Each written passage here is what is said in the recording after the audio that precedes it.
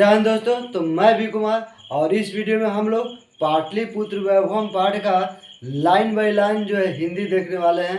यानी समझिए, अगर आप यह वीडियो देख लेते हैं तो आपका सब्जेक्टिव और ऑब्जेक्टिव दोनों क्लियर हो जाएगा। यानी अगर आप यह वीडियो पूरे ढंग से देख लेंगे तो समझिए आपका सब्जेक्टिव और ऑब्जेक्टिव दोनों क्लियर हो जाएगा।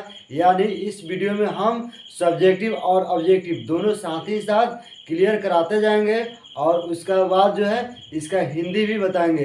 यानी हिंदी अर्थ जो है बताते जाएंगे और कौन क्वेश्चन किस प्रकार पूछता है आपके एग्जाम में वो हम बताते जाएंगे। तो आप लोग वीडियो को अंत तक देखिएगा। तो चलिए हम लोग वीडियो स्टार्ट करते हैं।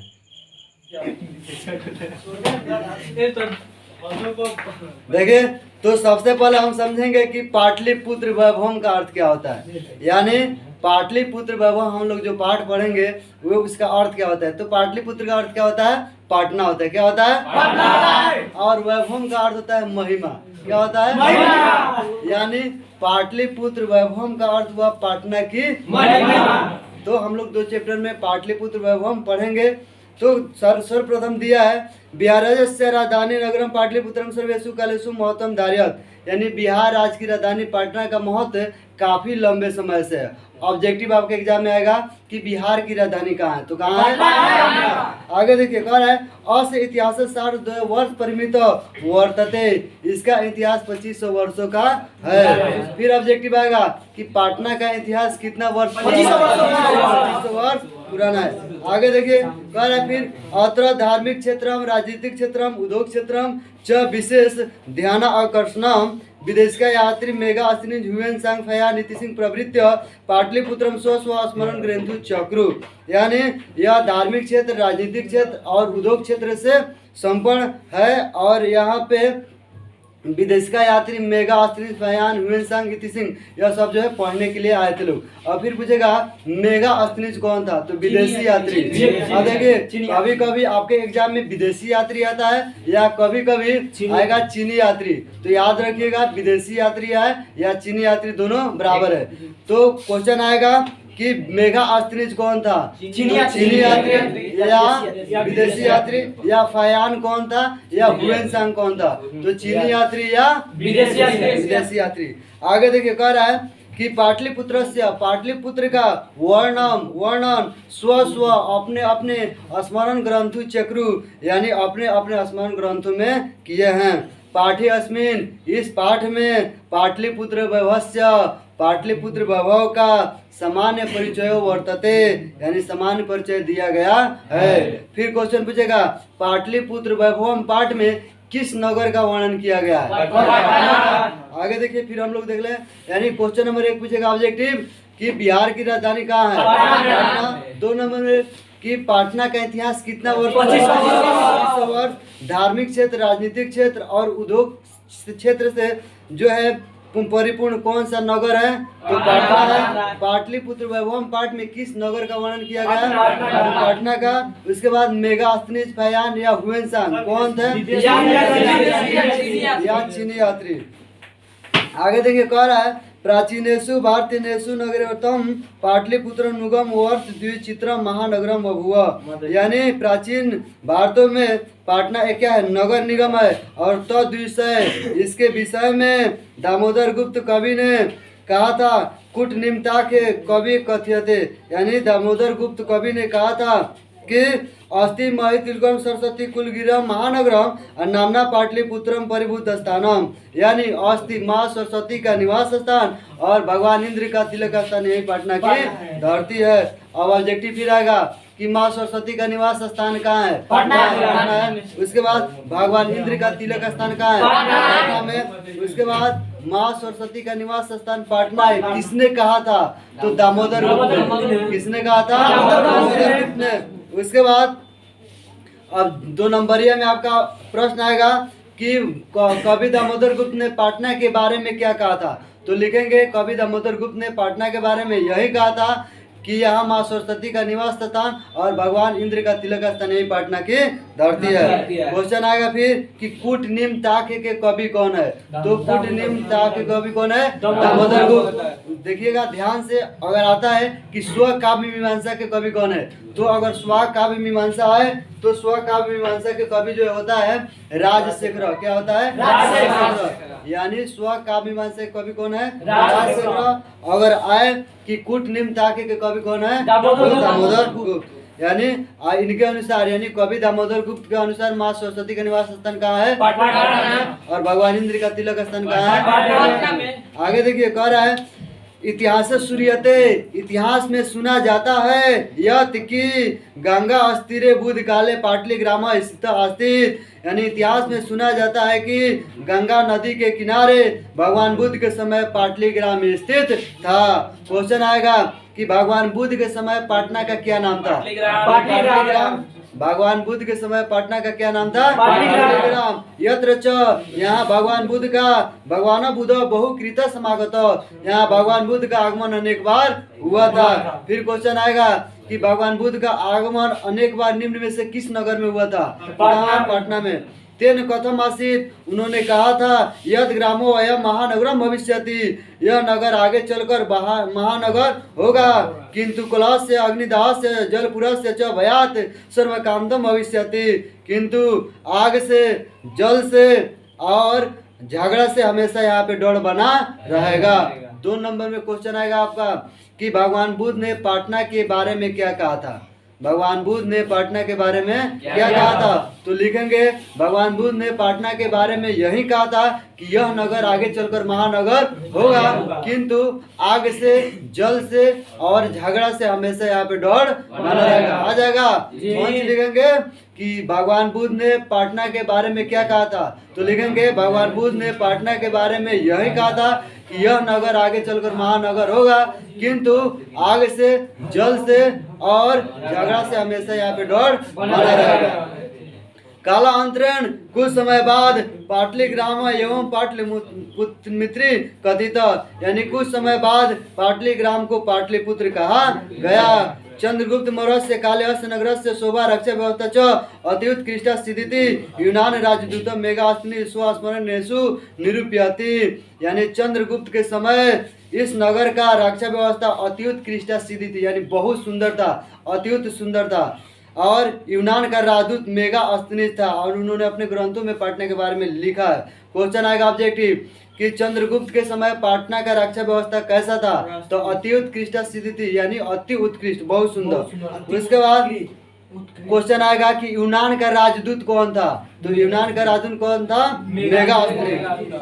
अस नगर से वैभवम प्रिय दर्शन अशोक से समय सुतराम समृद्धम, और अशोक के समय इस नगर का विकास सुतराम था, थोड़ा कम हो गया। क्वेश्चन आएगा फिर कि अशोक के समय पटना का विकास कैसा था? तो समृद्धम होगा। उसके बाद कर है बहुकालम पाटलिपुत्र से परिचना सरस्वती परंपरा प्रावर्त इति राजशेखर स्व काव्य मीमांसा नाम के कवि शिक्षा प्रमुख ग्रंथे साधरम स्मृति, यानी कुछ समय बाद कवि राजशेखर ने स्व काव्य मीमांसा में, क्वेश्चन इसके पहले अभी हम बता दें कि स्व काव्य मीमांसा के कवि कौन है? तो राजशेखर। और कूट निम्न ताके के कवि कौन है? दामोदर गुप्त। इन्होंने कहा था कि अत्रो वर्ष पहिना पाणिनि वांगिली व्यांगी और रुचि पतंजलि यह परीक्षित ख्यामी जम्बू, यानी यहाँ पे माँ सरस्वती के कृपा से बड़े बड़े ऋषि मुनि महर्षि पाणिनि प्यांगी व रुचि पतंजलि ने क्या जन्म लिया और अपना परीक्षा दिया। कतिपयसु प्राचीन ग्रंथेषु कुछ समय बाद कहा जाता है कि प्राचीन ग्रंथों के अनुसार पुराणादिषु पाटलिपुत्र से नामांतरम कुसुमपुरम कुसुमपुरम वहाँ प्राप्यते, यानी कुछ समय बाद पटना का नाम पुष्पपुर और कुसुमपुर भी रखा गया और जाना जाता है। अनेन जायते यत्र नगर से समीपे पुष्पनाम बहुल उत्पादन बहुत ही, यानी कहा जाता है कि इस नगर के नजदीक फूलों का उत्पादन बहुत अधिक होता था, इसलिए इसे पुष्पपुर और कुसुमपुर कहा जाता था। देखिए सब्जेक्टिव आएगा आपका 2 नंबर क्वेश्चन कि पटना को पुष्पपुर और कुसुमपुर क्यों कहा जाता था? पटना को पुष्पपुर और कुसुमपुर क्यों कहा जाता था? तो लिखेंगे कि हमारे साहित्य ग्रंथों के अनुसार कहा जाता है कि पाटना के नदी फूलों का उत्पादन बहुत अधिक होता था, इसलिए इसे पुष्पपुर और कुसुमपुर कहा जाता था। यानी पुष्प और कुसुम यह क्या है? फूल का परिभाषित शब्द है। पाटलिपुत्र मिति शब्दों अपि पाटल पुष्पनाम पुत्र श्री महारस्यत्य प्रचलित। यह जो है पाटलिपुत्र शब्द जो है, यह पाटल शब्द जो है पाटल पुष्पनाम, पाटल का तो अर्थ है गुलाब के फूल, यानी गुलाब के फूल पर रखा गया है। शरत काल के समय नगरे अस्मिन, इस नगर में कौमुदी महोत्सव इति महान समारोह गुप्त वंश शासन काले अतीव प्रचलित। यानी इस नगर में शरत काल के समय कौमुदी उत्सव मनाया जाता है। क्वेश्चन आएगा कौमुदी उत्सव किस काल में मनाया जाता है? तो शरत काल। और क्वेश्चन पूछे कि कौमुदी उत्सव किसके शासन काल में मनाया जाता है? तो गुप्त शासन काल में। किसके? गुप्त शासन काल में। तत्र सर्वे जना आनंद मग्ना भवभुव, सभी लोग बहुत खुश होते थे। संप्रति दुर्गा पूजा अवसरे तादृश एवं समारोह दृश्यते। इस समय कौमुदी महोत्सव के स्थान पर वहाँ पे दुर्गा पूजा मनाया जा रहा है। क्वेश्चन पूछेगा कि पटना में इस समय कौन सी पूजा की जाती है धूमधाम से? दुर्गा पूजा। क्वेश्चन पूछेगा कि दुर्गा पूजा वस्त्रे में कौन सी विभक्ति है? तो इसमें सप्तमी विभक्ति है। बालक शब्द अगर आपको याद होगा तो इसमें कोई दिक्कत नहीं होगा। आगे देखिए, कह रहा है काल चक्रवसाद यद्यपि मध्य काले पाटलिपुत्र मोहर समृतम जीर्णाभूत। कुछ समय बाद पाटना का इतिहास मध्य काल में 2500 से घटकर कितना हो गया? 1000। कितना हो गया? 1000। अब क्वेश्चन आएगा, देखिए इसमें बहुत ऐसे बच्चे हैं जो फंस जाते हैं। क्वेश्चन हमको ध्यान से देखना। क्वेश्चन है कि पाटना का इतिहास कितना वर्ष पुराना है? तो 2500 वर्ष। लेकिन मध्यकाल में पाटना का इतिहास कितना वर्ष पुराना है? 1000 वर्ष। आगे देखिए, तस्य संकेत, इसका संकेत अनेकेषु साहित्य ग्रंथेषु मुद्रा द्रक्षु लभ्यते, यानी अनेक रुपया पैसों पर देखने को मिलता है। मुगल वंश काले अस नगरी से समृद्ध हो जाता। मुगल वंश के समय इस नगर का विकास जो है समृद्ध हुआ, लेकिन आंग्ल शासन काले च पाटलिपुत्र से सुतराम विकास हो जाता। यानी अंग्रेजों के शासन काल में पाटना की विकास सबसे अधिक हुआ। ऑब्जेक्टिव फिर आएगा कि सब पटना का विकास सबसे अधिक किसके शासन काल में हुआ? अंग्रेजों के शासन काल में। यानी अंग्रेज लोग हमारे यहाँ से लूट कर तो ले गए, लेकिन सबसे ज्यादा पटना का विकास किसके समय हुआ? अंग्रेजों के शासन काल में। नगर मिदम मध्य काले एवं पटनेती नामना प्रसिद्ध। नगर मिदम, यह पाटना शब्द जो है आकर मध्य काल में क्या हुआ? प्रसिद्ध हुआ। क्वेश्चन आएगा, नगर मिदम पाटना का नाम कब प्रसिद्ध हुआ? तो मध्य काल में। किस काल में? मध्य काल में। अयम शब्द पतन मिति शब्द बात निर्गत, यह जो शब्द है पतन से लिया गया। कौन सी से? पतन से। देखिए यहाँ पे पतन का अर्थ क्या होता है? पतन पतन का अर्थ होता है बंदरगाह। क्या होता है? बंदरगाह किसे कहा जाता है? यानी जहाँ पे एक देश से दूसरे देश से जहाज के रास्ते, यानी समुद्री के रास्ते जहाज से सामान लाकर और जिस स्थान पे उतारा जाता है उसी को हम क्या कहते हैं? बंदरगाह कहते हैं। तो क्वेश्चन आएगा आपका ऑब्जेक्टिव कि पटना का निर्माण किस शब्द से हुआ है? तो पतन से। और पतन का अर्थ क्या होता है? बंदरगाह। आगे देखिए, अस्य नगरस्य पालिका देवी पटन देवी यदापि पूजते। इस समय पटना में पटन देवी की पूजा होती है। किसकी? पटन देवी। ऑब्जेक्टिव आएगा, पटना में किस देवी की पूजा होती है? पटन देवी। आगे देखिए, कर संप्रति पाटलिपुत्र अति विशाल वर्तते बिहार से राजधानी चाहती। इस समय बिहार की राजधानी पटना है और जो बहुत ही अति क्या है? विशाल है। क्या है? विशाल। अनुदिनम नगर से विस्तार भवति, जिसका दिन प्रतिदिन अनुदिनम होता है, दिन प्रतिदिन नगर से विस्तार भवति, दिन प्रतिदिन इस नगर का विस्तार होता जा रहा है। अवश्य उत्तर दिशायाम गंगा नदी प्रवहती, इसके उत्तर दिशा में गंगा नदी बहती है। फिर ऑब्जेक्टिव आएगा कि पटना के किस दिशा में गंगा नदी बहती है? उत्तर दिशा में। तस्या उपरी गांधी सेतु नाम एशिया महादेश दीर्घतम सेतु किंच रेलवे आपी निर्मियोनो वर्तते। कर है जिसके ऊपर जो है गांधी सेतु पुल है, यानी यह गंगा नदी के किनारे पटना में, उसके ऊपर कौन सा पुल है? गांधी सेतु, जो एशिया का सबसे बड़ा पुल है। क्वेश्चन आएगा एशिया का सबसे बड़ा पुल निम्न में से किस नगर में है?